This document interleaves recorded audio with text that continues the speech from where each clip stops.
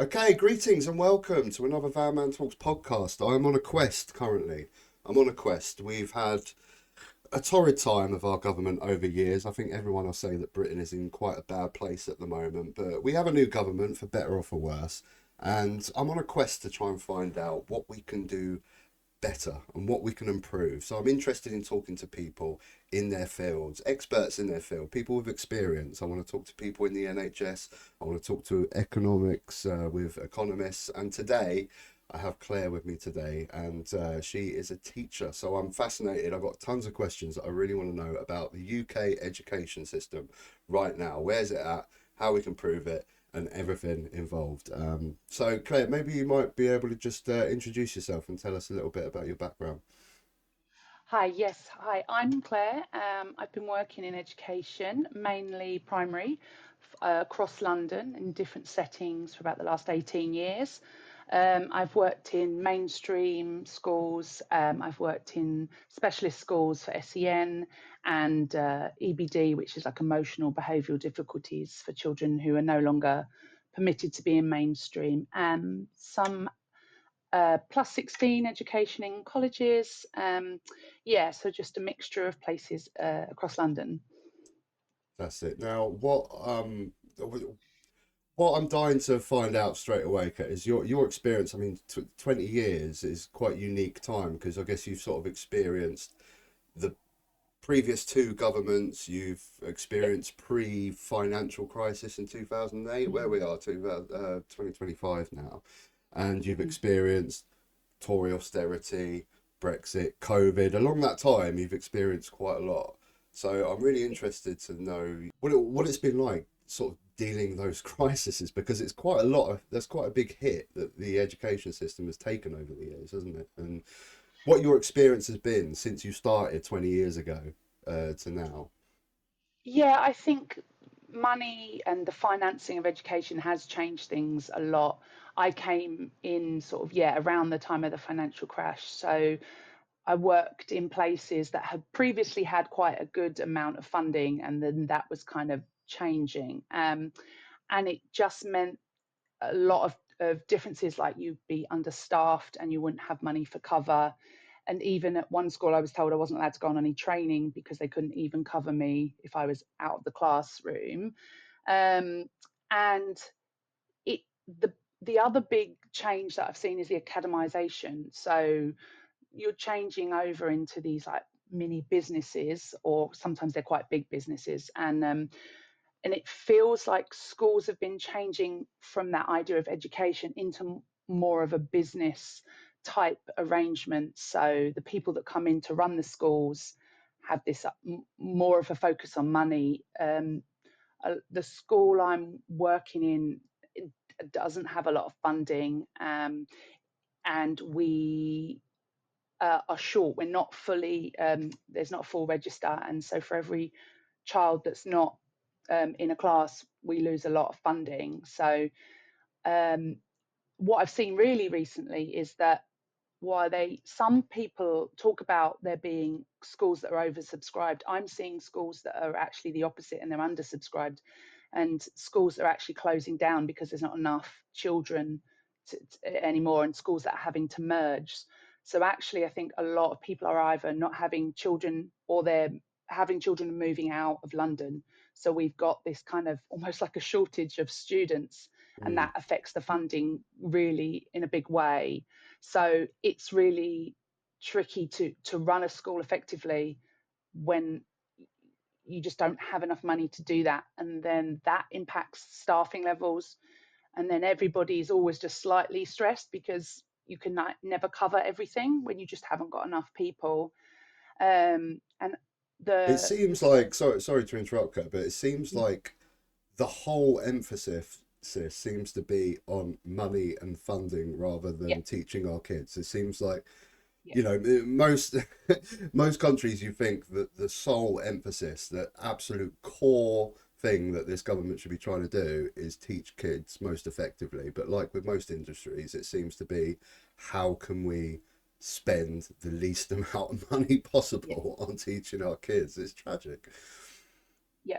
I mean, that is it. Like, we're even changing like our photocopying services and having less printers, and like it gets down to all of those kind of details. And yeah, there's a lot of need in the school I'm in, and so we have a lot of children who who just can't. There's not enough to support them.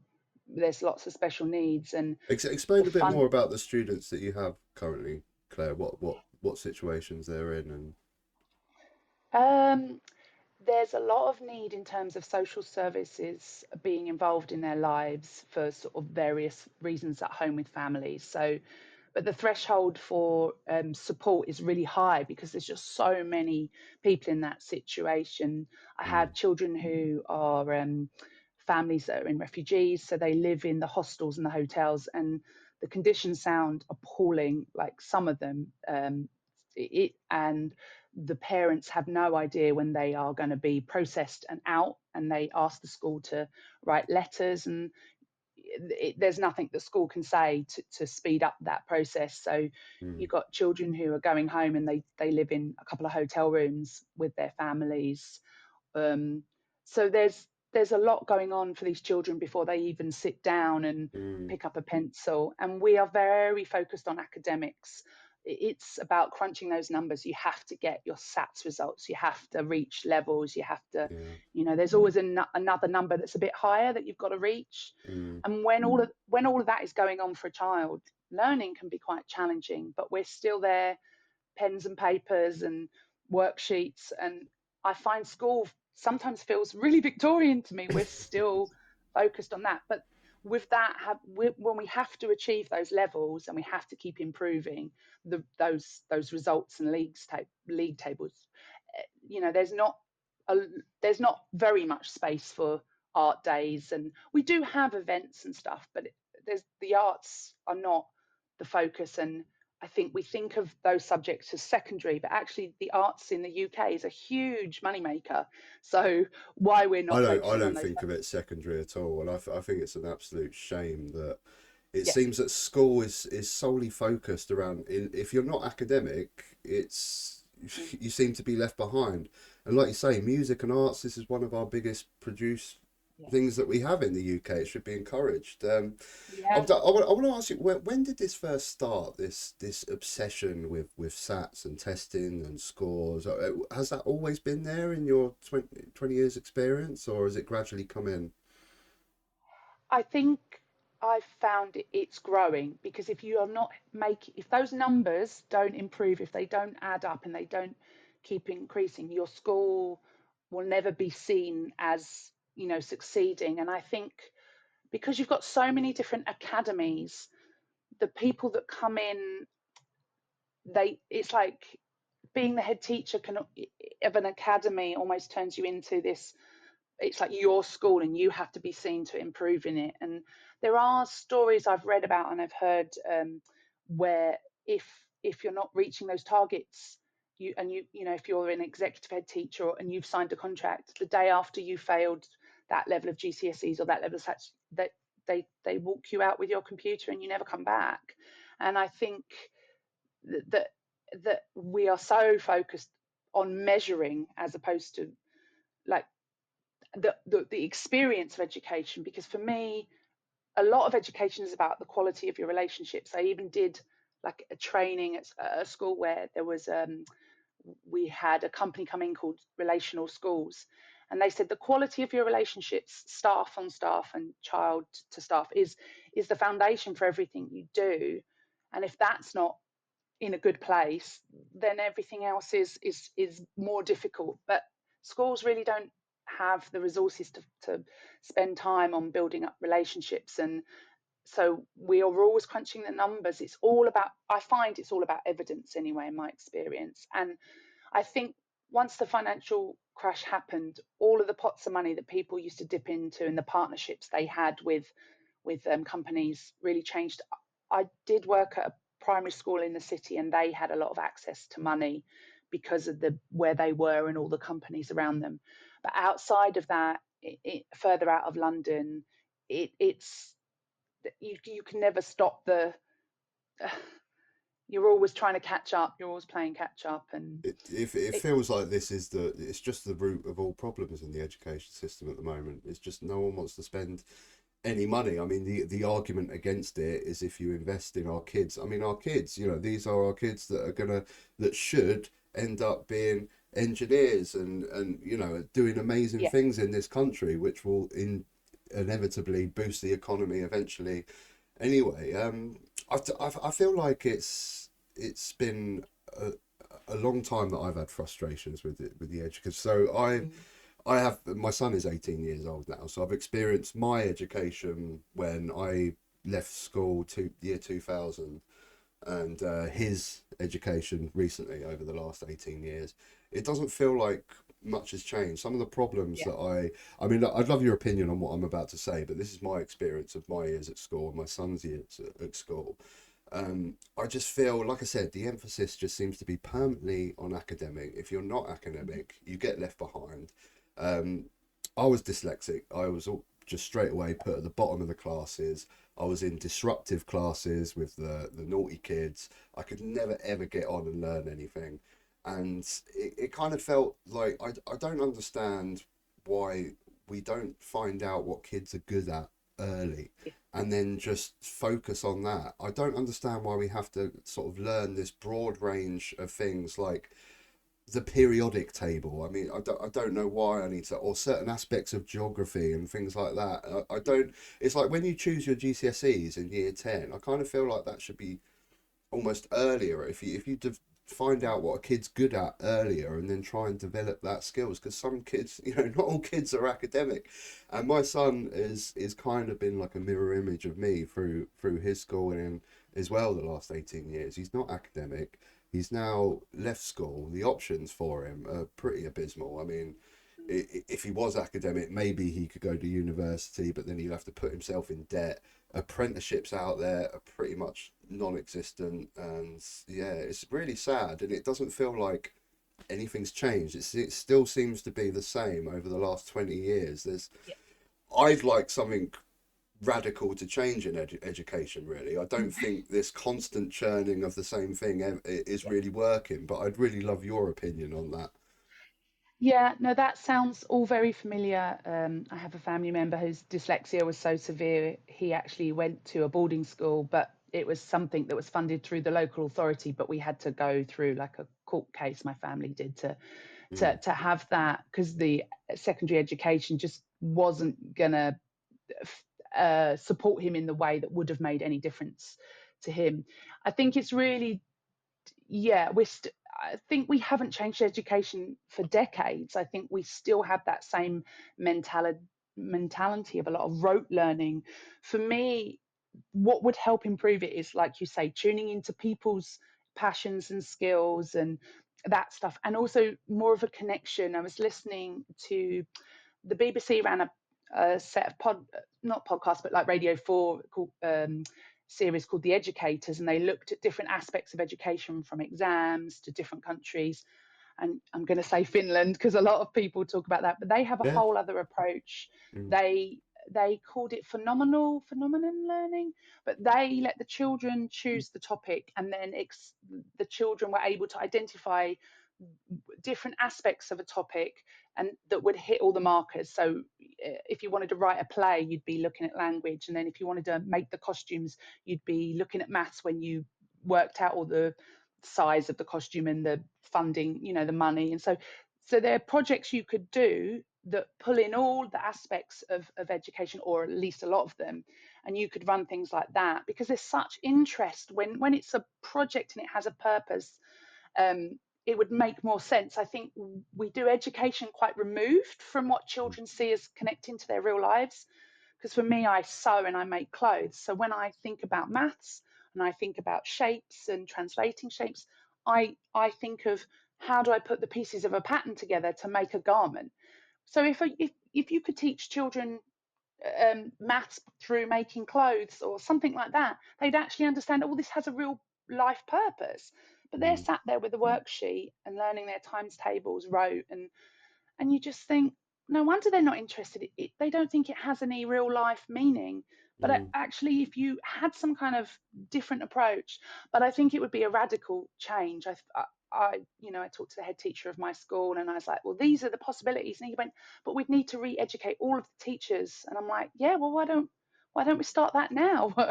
Yeah. So I think if it's not meaningful, if it's just on a page or it's on a screen on a whiteboard, then it's kind of removed from real life. But there are so many different options. I mean, if you look at education around the world, they all approach it slightly differently, and you cannot just translate from one culture to another, but you can look at change. But I think it would take so much money and so much faith.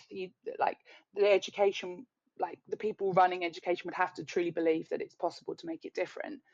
So Yeah, for now, we keep, it would take absolute radical change, which I don't yeah, really see coming round the corner with I endless governments don't seem to want to do anything radical, do we? And this current government, for better or yeah, worse, still seems to be quite tight on spending, so I yeah, don't think they're going to be looking at radical change. But it is a shame. But the things that we're talking about here are shared across the board. I'm sure you've had similar conversations with people, you know, in all different walks of life.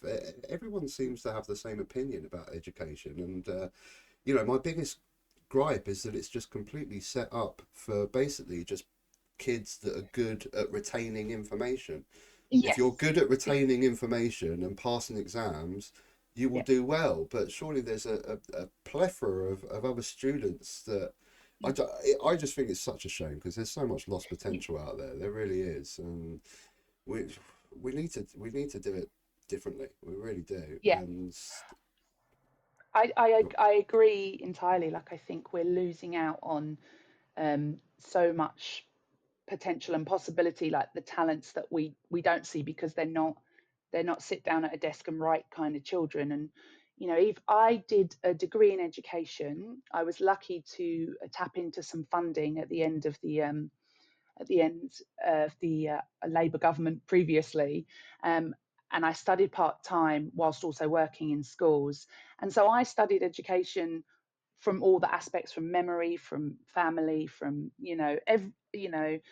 and I think that a lot of people in education haven't got a degree in education. So I saw so much when and I got to learn so much and all the fascinating stuff. And I think you do a teaching, training course, and you're in the classroom straight away. And mm. I, I, I worry about people who turn to teaching as a secondary idea behind like other things that they did. It's really It's hard, I think. interesting that you've touched on this actually, because it was going to be one of my questions to you about Mm. the standard of teaching, because I think that's drastically changed over the last 20 years, isn't it? I mean, didn't it used to be that you had to have these degrees, but now you don't so much, right? You have to have a degree to be a teacher. If you're teaching in secondary, you have to have your subject, history, maths, and all that. But in primary, you just have to have a degree to be a primary teacher because you're not subject specific. But it, it it's a really tough job. It's really tiring. And so if it's not your first drive to be a teacher, then sometimes you can come from I was studying history and now I've decided to be a history teacher, and you can be brilliant. But I think sometimes there's a gap if it's not that drive and passion wasn't to be a teacher, but because you loved physics or whatever it was. But I mean, Well, that's the thing. te- Having the knowledge is only half yeah. the job, isn't it? You know, Oh, you can acquire the knowledge, but it's about teaching that and best being able to basically prepare these kids for life. Really, you know, that's the job. yeah, because there's so much like in addition to, like you say, academics and teaching, you're also managing all of their friendships in school and their relationships and their self-esteem and their feelings about how they're a bad learner or a good learner or what's smart. And it comes up a lot. In fact, a child asked me today, Miss Claire, are you smart? And I said, what's smart? And they said, well, you're wearing glasses and a scarf, so you must be smart. So there's all these kind of preconceived ideas about smart and not smart, or whatever Yeah. language they might use, dumb. And actually, what kind of smart? I said, so are you art smart? Are you math Mm. smart? Are you cooking smart? So we get so fixated on, like, oh, I'm good at this or I'm bad at this. And you're managing all of that before you've even taught them their times tables. And it's just, it's your relationships with them as little humans, as little, Mm. people. That that's half of it, so it. And then you're dealing with families, and you're dealing with all the stuff that families are dealing with, and It's an you're incredible job. juggling a lot. It's so much. And going back onto the sort of recruitment side of things as well, and also, no, we touched on the sort of lost potential out there. Do you think another problem is people getting in to teaching and the incentives to get the right people into teaching? That's a really tricky one, because there was this drive to get really highly educated people. I think it was Teach First, or a company that were running teacher training, and they wanted people from really good universities with really high levels, like firsts, and they wanted to recruit them into education and put them in the toughest, most schools in most need. But what that scheme actually ended up turning into, from the conversations I've had, is that was a stepping stone. You get your good degree, you go through the Teach First uh, training, and then you hop into another job. So there was all of this drive to recruit the very best, put them in the places that needed them the most, and then it just turned into like a career stepping stone. And we're not retaining teachers. I mean, Mm. I think there was a poll a few years ago that said 1 in 6 teachers would like to leave within a year, Yeah, and I a saw third that. It's would tragic. think, yeah, and they're exhausted. And I think when you're understaffed, you're underappreciated, the pay's not that great.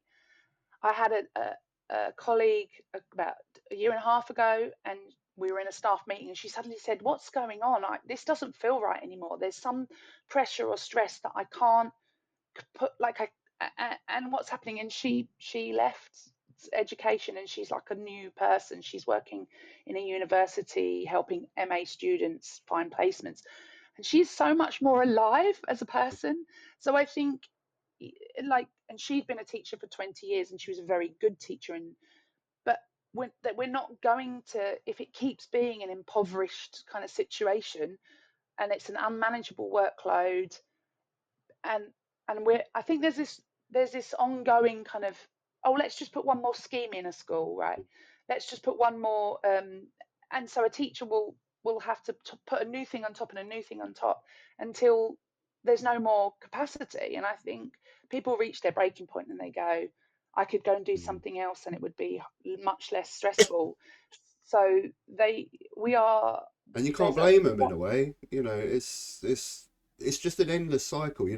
This conversation is the same conversation I have about the NHS and different other areas of the country. Just overworked, overstressed, and the cycle never ends. And I mean, especially with children, you're teaching the next generation of children, and you're doing an absolutely impeccable, incredible job. But the stress and the overworked, they're not getting the same that they could be getting if it was properly funded and properly staffed. And the cycle just goes over and over and over Yeah, again. It's and yeah, I mean, we're there are lots of new buildings as well, and they're really poor quality. I know there's this whole idea of rack and these mm, buildings that might fall down, but we're in these new buildings, and they're such low quality, and they're not good designs, and then they're only designed to last 20 years, and they cost millions. And so I feel like every aspect of what we're doing, we only have one school hall where I am now, and it's just not enough to run all the activities. I was trying to run a stay and play, or like with parents, and I mm, went through the whole sort of idea of it, and there's no space. We don't even have enough rooms to put on activities. I read with kids in the staff room when I'm not supposed to, mm, because where every other room is occupied. And so yeah, it's a really kind of, I'm starting to think I've got to I've got to get an, I've got to go somewhere else, because I don't think I can keep when fighting, when I feel like it's a battle I've got no chance of making headway with. So That's it, sad. it That's truly sad when I hear that. I want to. There's one more thing that I want to talk about with you, Claire, before we mhm, move on, because eventually I do want to try my best to sort of end this on a positive note and look forward and see, mhm. what we can do going forward. But before we move on, there's a couple of things that I want to ask you about with teaching kids in modern society. I'm talking social media, I'm talking phones in the classroom, I'm talking vaping, I'm talking chat GDP and AI on your exams. I'd love to get your opinions on all these new things that weren't in school when I was at school, and I'm Yeah. interested. I mean, that's got to add an extra layer of stress to teachers having to deal with all this as well. I mean, I'm in a primary, so they're not like fully addicted to their phones. A lot of them don't have phones yet. Secondary school, I think it is a lot more of a battle to fight the kind of draw of the phone and the screen. But I mean, there is the potential to utilize these things. I mean, we do exams still where one person sits with a pen and paper and answers questions, whereas from listening to the educators like the BBC series on the radio, it was like there are other ideas. Why aren't we running exams where people collaborate in a team? There's still ways that could be really inventive and actually be more connected to real life, because a lot of jobs you do, you have to work in a team with others, and there's still ways to mark people's performance or mark people's abilities within that. And why not let them have the internet and spell checkers? I mean, spelling and being able to do that stuff is important, but also we now have a world where all of that stuff is at your fingertips. Why not some exams run that you can use all that stuff, and we can judge your ability on how you use all of the modern technology to complete a task or work in a team. So there are alternatives. I mean, if we can get our head out of that space of it has to be one child and an exam booklet, then there are other ways of doing things. There's definitely a lot of potential. Um, I mean, a school I worked at before had a deal with Apple, and they were working to look at how technology can be used within the classroom. So if each child has an iPad, which is obviously an expensive endeavor, and then you have the big teacher's main screen, how do we all interact via this? And I saw some really fantastic inventive learning in that way of everybody has that that that screen, and then everybody communicates through it like we you and I are It's it's communicating through a it's, screen right it's now. so These true. It's possibilities are there. Yeah, embrace it. Embrace the technology. I like that. I mean, Yeah, throughout history, we've had to evolve.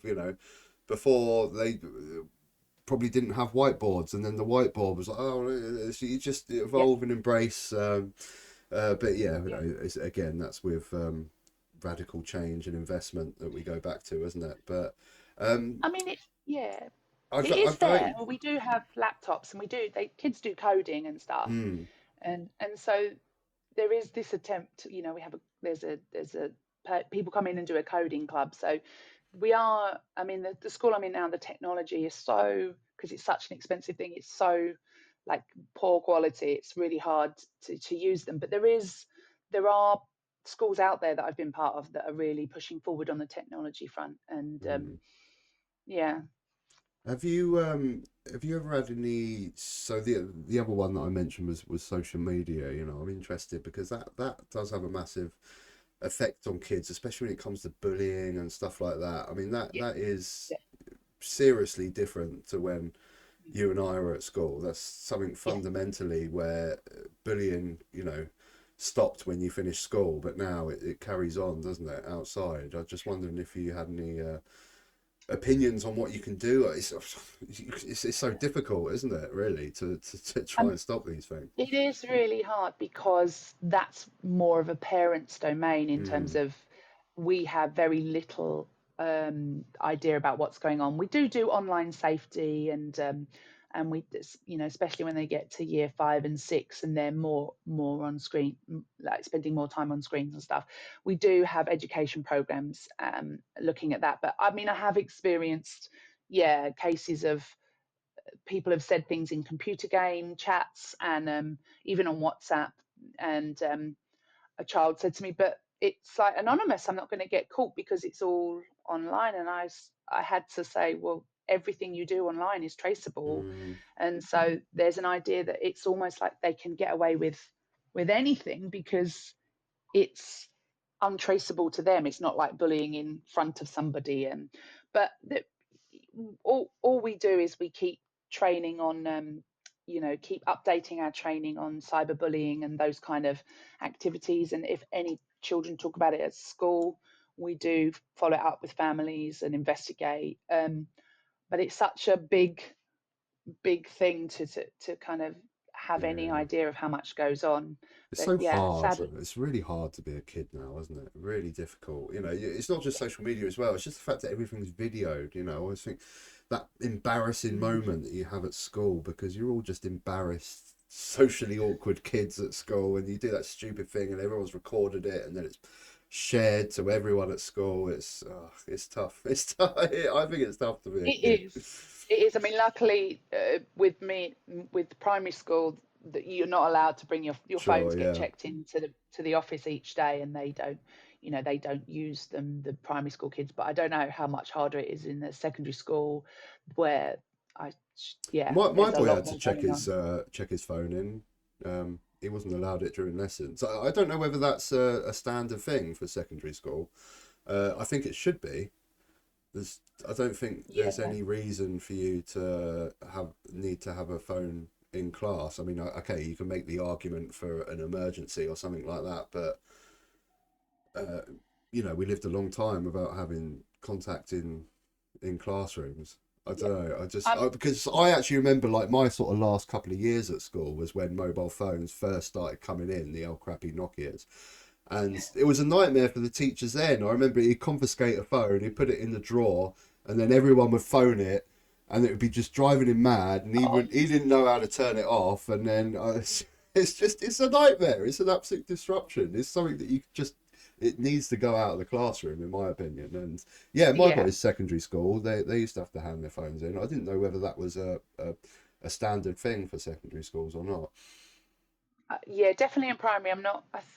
I just want, yeah, I'm not sure about secondary so much as yeah, I find it hard enough when they get to year 6 and they get that Mm. preteen attitude. I don't know, don't know how Yeah. secondary school teachers managed it. Like, yeah, miracle workers, I think. But I mean, school, there is, I mean, there is the other side of it where kids just don't have a lot of money and that no one in their household has much of in the way of phones and screens and iPads Mm. and laptops, and they get broken because I think with the pandemic, if you had like a family with 5 children, they didn't have 5 laptops. I can tell you that much. Some of the Yeah. kids I worked with in that was a different school in yeah, a different part of London, but it was the complete opposite. It was like there isn't enough technology for us to do the online learning and stuff. And I do wonder about now that obviously COVID and the lockdowns are gone, but there is that big gap for kids that went through that, and there's no real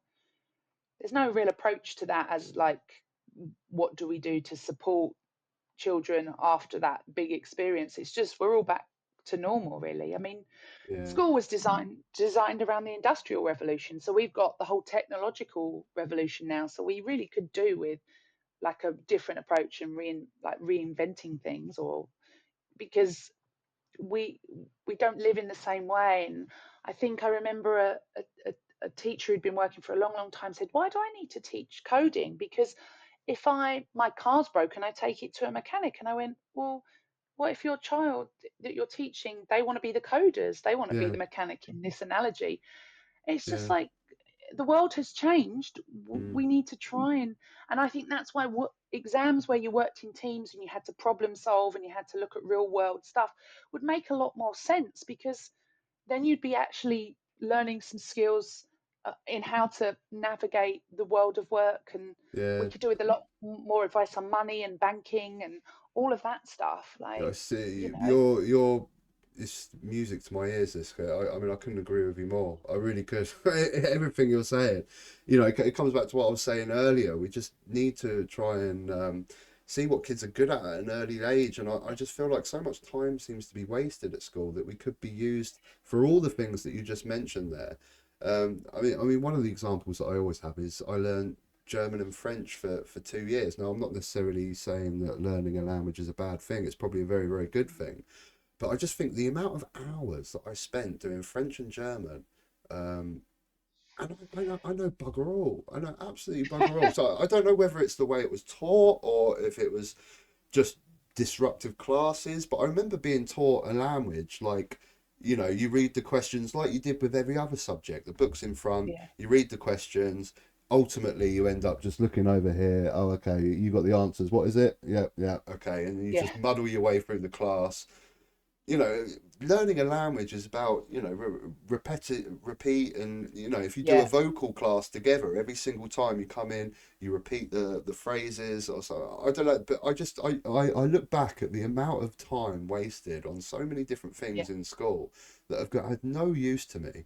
And exactly all the things that you just said there, learning about money, I've often said at least some sort of basic grasp of politics in school and the way a country mhm, is run and economics. yeah, yeah, But you mentioned coding, you mentioned your mechanic.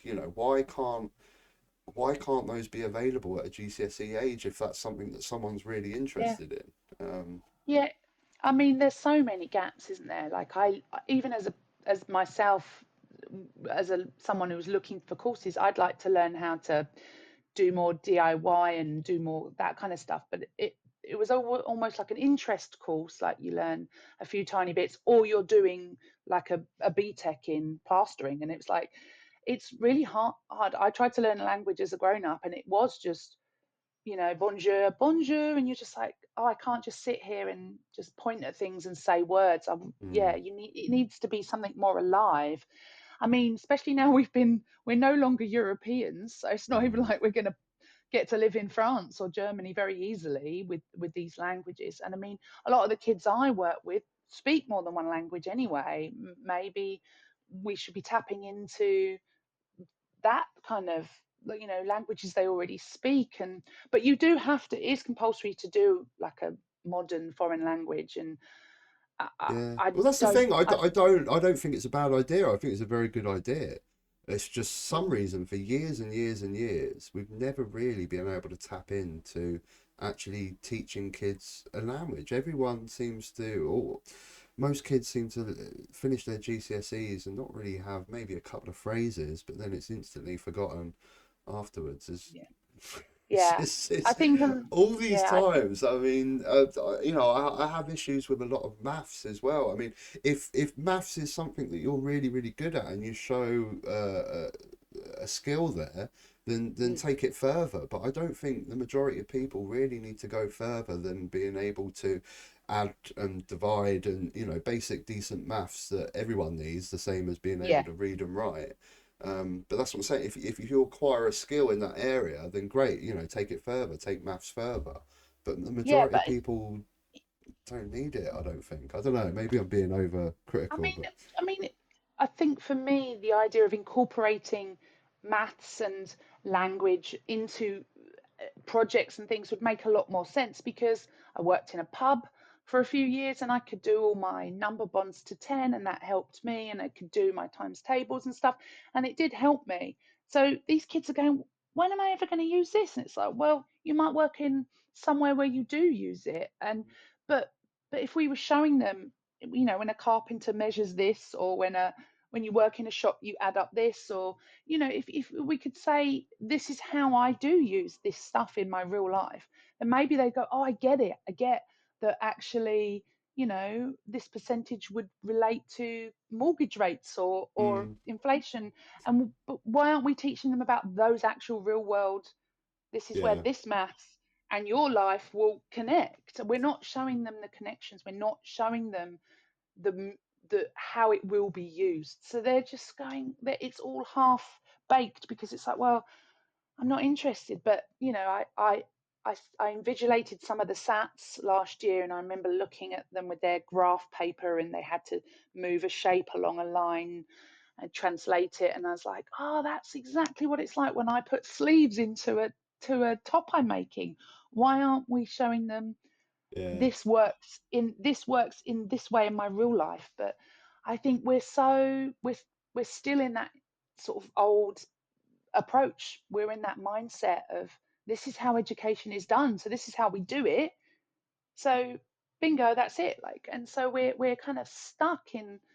And then to have the time There's and the not money really and been any radical change in the way we do no, things for, I don't I know mean, where to estimate, but it's got to be nearly 40, 50 years. Has it really radically changed the way we teach, the subjects we teach, the topics we teach? It's, I mean, do you know what? Recently, there's been in the year six, I've seen they've been learning about empire, but not in aren't we jolly great?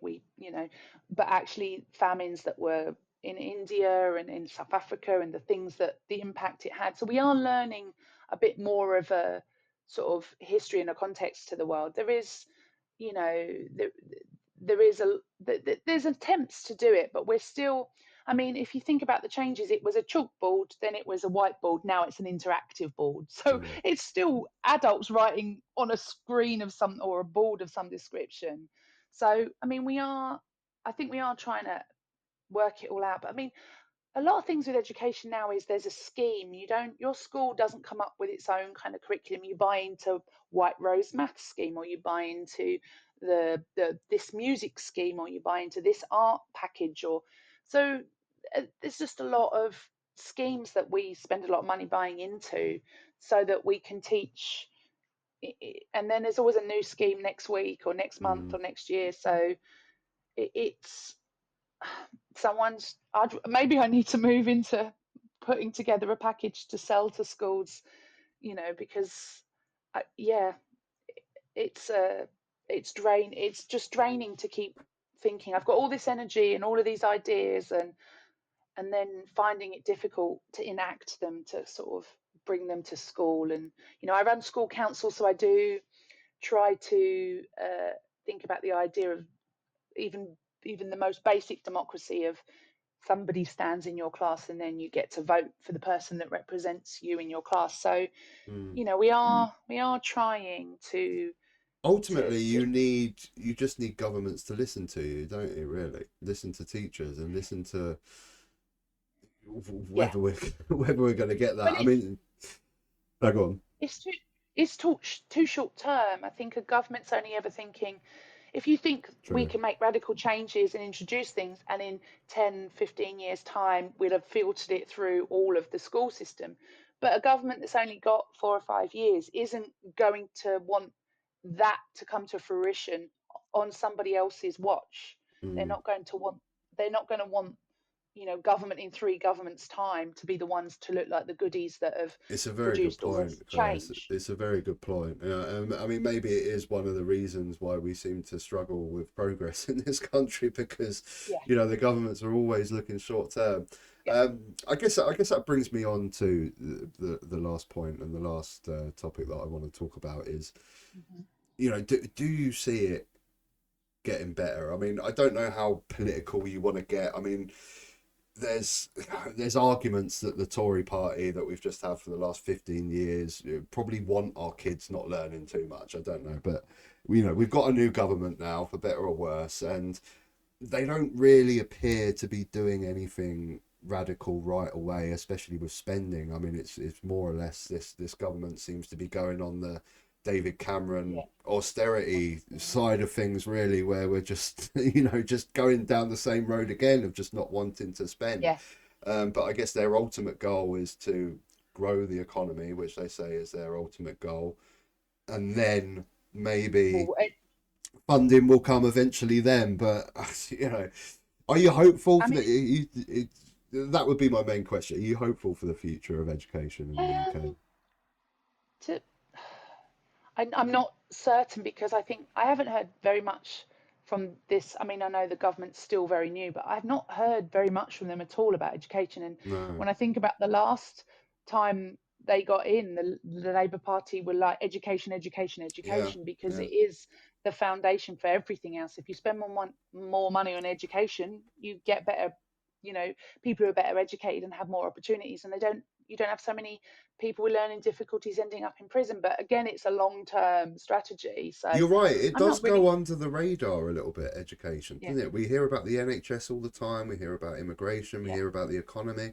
We don't really hear much about education. Also, when the strikes were going on and things like that, it was all mm, about the nurses' strikes, the railway strikes. You know, there wasn't much conversation about teachers' pay. So it's strange how you've just highlighted it there. You know, Labour's thing in the 90s was all about education, and now it seems to be down the pecking order, and it's absolutely bonkers. Where, like you just said, you know, we're training the next generation of our citizens. yeah. It's incredibly important. Um, But but it's interesting what you said. You won't, maybe the government that's just like gone by, maybe they didn't want us to be too clued in and too well educated, because then we'll question it's their definitely not their moorings, vote priority. differently, It's maybe. definitely not their priority to properly educate working class kids. Definitely, I No, mean that you can no, safely say that is not a Tory party priority no. to educate working class kids. It should be a Labour Party um, policy. It Yeah. should be high up. Um, Well, yeah, it makes such a difference to society, overall, that that government in 90, that Labour coming into power in 97, they realised what powerful thing it is. And I mean, even I benefited. My degree was part-time, and I got funding, which by 2010 is when I did my degree in education, and it was like I was I got my education for virtually free, which is unheard of. mm, And I went, I was at the Birkbeck, and then I was at the Institute of Education. And I think now I wouldn't be able to do that if I had to pay £9,000 a year to do yeah. that. I It wouldn't. still amazes me that we don't. I mean, at least, you know, there's arguments about free education, but at least you think for nurses, for teachers, even Yeah, engineering and stuff like that, you would want to yeah, try your best to make it free for kids. And you know, this is the big argument. You know, Labour say that they want to grow the economy, and what better way to grow the economy by investing in your kids, getting yeah, getting nurses, homegrown nurses, homegrown teachers, homegrown engineers. You know, entrepreneurs for the future that are going to grow the economy, not just failing our kids so everyone just gets a job down at Tesco's or what. You're not going to grow the economy that way. But this is the massive argument that we always hear all yeah, the time. You know, the way to grow the economy is to invest in teaching, in education, in NHS, and it doesn't appear like this government wants to do it. So I don't know whether I'm I'm hopeful for the future or not. I don't know. I mean, yeah. that's what I wanted It's to ask early. you. It's early. An early, time in this government, but I'm not really certain what they're kind of like growing the economy. It's kind of completely open and vague. Like Mm, there's no specifics there. So what it just sounds like a buzz phrase, and you think, well, what are you going to do? How are you going to make that happen? How are you going to what are you going to implement to make that happen? And education would be a great place to start, but I've already said, it's like a long term investment. It's a long term plan. I mean, if you think about the last government, most of those people who were MPs weren't educated within the state system. They mm, were completely outside of it. They've never even experienced it. So why would they invest in something that they've never even like been part yeah, of? It's yeah, like an alien world to them. So there was no real reason for them to think about it at all. It just wasn't part of their life and part of their experience. But I mean, we're lucky now. We've got more people in the government that have actually just had an education in the way most of us do. Um, so let's hope. Yeah, I haven't really heard anything from the education minister. yeah. And Like I say, it is bizarre that it really does just float under the radar. Education. It's such a shame. There's no rhyme or reason for it. Real. I mean, anyone that's got kids that are just leaving school right now, uh, this affects so many people, and it's so important. And I know there's families and parents out there that are going through the same thing that I'm going through with my son at the moment. You know, I'm just really scared for the opportunities for them. They just don't seem to be out there. They really don't. And I, one of the other things that I often say about leaving school is I like your opinion on this actually, Claire, as well. You know, like if you move to Australia or something, they have a certain amount of jobs that they need. Right. I always said that I'd love something the same for school leavers, where you know these are the areas that we really need people in engineering and nursing, and if you've got a talent for that, you train in that rather than just sort of finishing school and like, okay, what do I do? um, Yeah. you know, actually have okay, well, this country right now, we need people in these areas, and we can encourage you if you think that's for you to go and train in these areas. um, Yeah, I think that seems like an easy thing to do as an easy change to do straight away. But I don't know your yeah. opinion on that. I mean, I think that we could definitely do with more sort of in the way of apprenticeships and those practical kind of like courses or work Mm. combined with learning and study. You know, that makes a lot more sense to me, and it would make sense to know what are we in need of, um, and then focus on those things. So but again, it's like we've got to change the way we do it now. I mean, they come up with the scheme of you've got to be in training or education until 18, but then you've got to have all of the opportunities, and if that those things aren't there, then how do you, I mean, I don't know much about apprenticeships and all that. Is it just really like a lot of options Yeah, like that well, have I mean, you closed just down? mentioned that you have to carry on till you're 18 now. So if you Mm. don't get the results to do your A levels, which my son didn't, the the college courses they offer you are pretty abysmal. One Yeah. is a uh, property real estate course. One is a business studies course, which my son done, which was, you know, it was kind of interesting. But I mean, they're encouraging you. Well, they're making you now do learning until you're 18. But if you don't get if you don't get the results to do A levels, you Right. got bugger all choice really. Apprenticeships. I mean, this was a big scheme that the Tories were pushing on over the last few years, of well, the beginning of their government actually, to get, you know, they boast about the thousands of apprenticeships that they have, and when you look at the apprenticeships, there's apprenticeships for baristas and coffee making places, and you know that's Right. something you can get a job at a coffee place and learn. My son was interested in Yeah. body work, like doing body work and stuff on cars. Hmm. In Brighton, where I live, in the whole of Sussex, there was two apprenticeships to do that. Um, Wow. yeah, there's it's the apprenticeship thing is a joke. It's an absolute joke. You know, I'm just reiterating what I'm saying. You know, Yeah. if you're not academic, you don't get those results to become A levels. And he really tried. You know, he did put the effort in his exams, but it's just like I say, if you're not good if retaining information, I'm exactly the same. I can't retain information for an exam. I'm Yeah. useless at it, and that's the bar for success in this country. If you can Yeah. retain information, but I yeah, know. the options are pretty abysmal out there if you don't get to do A levels. Yeah, it sounds really sad because we're missing out on all that talent and all of that, Mm, like all of those gaps. Because I mean, you mentioned a course to learn about like being an estate agent and real estate. The world does yeah, not need more, not does not yeah. need more estate But agents, these are in the my sort of opinion. things that, you know, if that's something that you're interested in, or that's the sort of thing you can learn on the job. Surely you can go Yeah, well, and get a job there's at no qualification for that because you don't yeah. need it.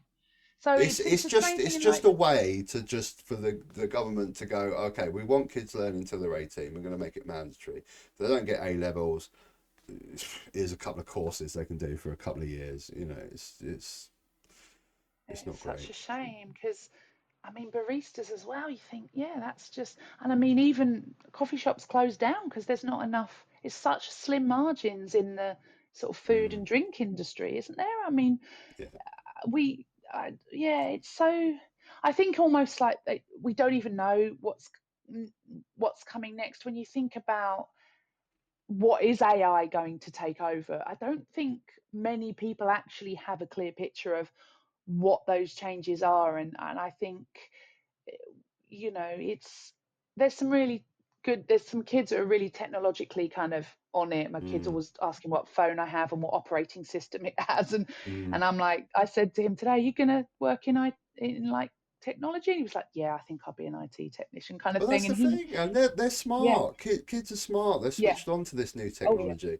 They just need the opportunities to go it, and this is why this country seems to be arse backwards sometimes when yeah, we're looking to get immigration in to do really really good jobs, but we're teaching our kids to be baristas and make coffee. It's just it seems yeah. completely arse backwards to me. It's limited. It's a strange limitation to think but about those things when, yeah, we could be thinking, how does the world work? You've got computer games like are such a big business. Why aren't we training children to be, I don't know what the words would be, but like animators Yeah, in yeah. in Well, those that's the kind thing. of, The courses are there, but they're just not available to kids because it is more university fees. It's getting yourself into debt. We need to be yeah, encouraging our kids to do this. And I have my theories for why it's like this. We've had 14 years of a Tory government. It's yeah, easier for them to get the other countries to train up these kids for free rather than us spend money on our own youth. But anyway, I don't. yeah.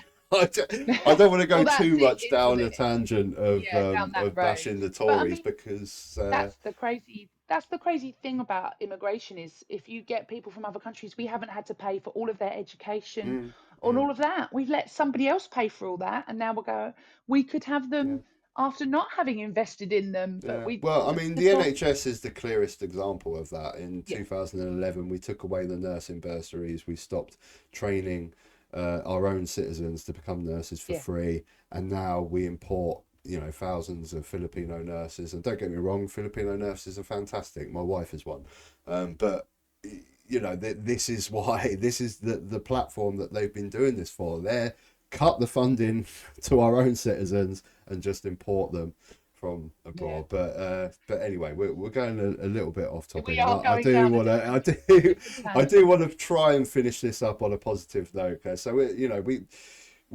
we have a new government. The Tories are gone. And okay, they're being very cautious with spending. Eventually, we might get into a place where they do grow the economy, and we have got some extra money. But going forward, I think you've highlighted it very well. It just needs more investment, and I think it just needs a government to listen to you guys, to listen to teachers, because you have the best ideas about where to go and try and be a bit radical, and Yeah. hopefully we might be able to see that in the future if we, if, If if we get to a decent yeah, place. if they're willing to think long term as well, if they're willing Yes. to invest in, this scheme is a 20-year project and we are going Yeah. to start it off, and if they're willing to kind of look beyond their 5-year term, then we we've got, there's so much possibility and potential, and the staff work so hard in a school, and you can bring the best out of them, and then they can bring the best out of the kids. And but yeah, more staff, please, more funding, and yeah, better ideas, looking to the rest of the world to bring in, like, and bringing in technology and ideas from other countries. And there's so much potential, there really is. So let's cross our fingers and hope that you know they've got some plans we in their back pocket that we don't know about yet. Excellent. Oh, brilliant. Well, thank you so much for coming on, Claire. I really appreciate it. I'm sure the guys listening really enjoyed your insight. I certainly did. This is what it's all about. This podcast that I'm doing. I'm just interested in talking to people. I'm sick and tired of people's opinions and think they know what's. I just want to listen to people that work in their industries and actually find out better what's going on in the country. So thanks for coming on, Claire. I really appreciate it. Thank you. It's really, I've never done anything like this before, so it's quite Well, exciting. Thank you very much for having hopefully, me if we on. get you back, we'll have a bit more positivity on the education system in the UK. So, Oh. Just before I go, thanks for watching, guys. If you're watching on YouTube, if you can give us a like and subscribe, and if you're listening on Spotify and Apple Music, I really appreciate if you could give me a little review. That really helps me out. We're growing quite a bit on Spotify and Apple now on the podcast, so I really appreciate a little like and a little review. And until next time, take care.